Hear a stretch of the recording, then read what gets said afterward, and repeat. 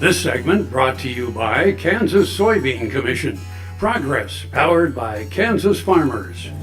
Hello and welcome back to Horsing Around. I'm Dr. Chris Blevins at Kansas State University Veterinary Health Center and joined by a real special guest here, Mr. Greg Darnell, a bit maker and bit educator from Texas. And we were talking a little bit about tongues and those aspects, but probably even more important to that, could you go through a little bit of kind of the evolution of horses or the difference of horses when it comes to their mouth and structure?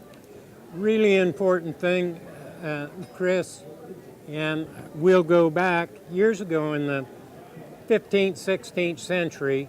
We had two basic types of horses, the draft horse, the big-footed horse, and then the Arab type horse that was smaller and more refined.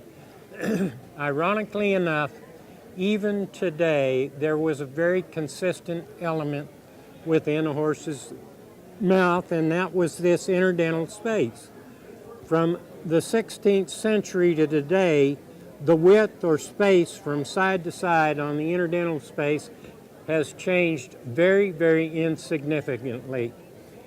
However, if we look at the difference between our cold-blooded horses and our Arab types, it's going to be the structure in the mandible and the depth of the mandible, or that space below the tongue, that is the important factor. The width is not going to change that much, other than your colder horses are going to be less sensitive, have more buccal flap, and have usually a bigger or larger tongue.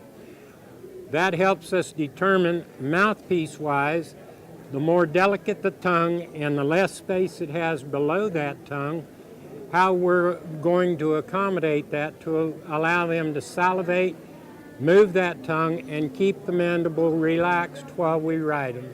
Yeah, you know, and I think whenever you start thinking about that too, then whenever you're developing bits, it's that makes the biggest aspect when you're thinking about the horse, I suppose, in trying to fit the horse to certain aspects depending on what's going on.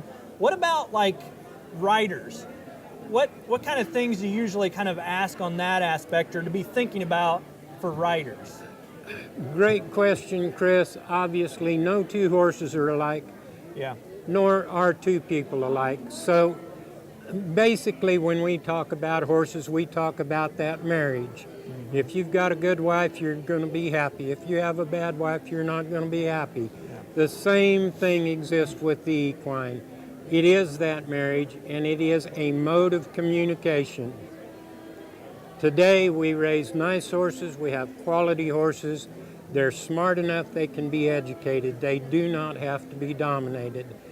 It is that mode of communication that either allows us to be good horsemen or just horsemen.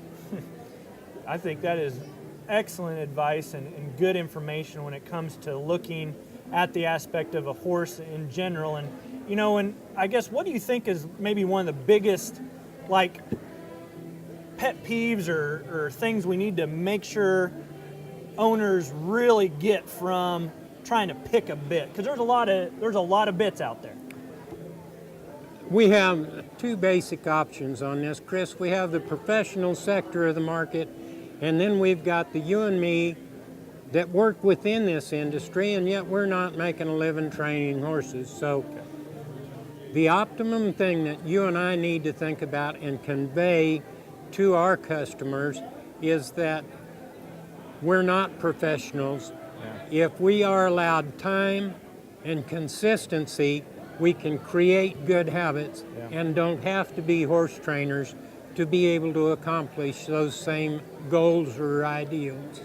You know, and I think that that's something that we always need to remember is that we're professionals and we're always going to learn something, I think, from each other. I've learned a lot from you, and I think that's something that owners need to continue to remember too, is everything will always change and we can always do better.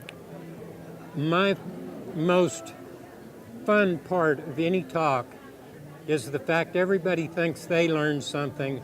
I always leave learning more than the people that come to listen, and it is a never-ending open book that we deal with.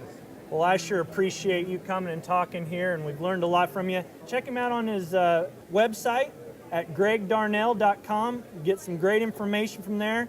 Talks in different places. He's even going to come to the vet school and talk about bits to the students and to other practitioners. So really appreciate you coming. Looking forward to it. Thank you, Chris. Yep, thank you.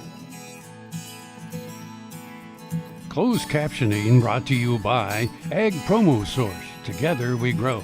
Learn more at agpromosource.com.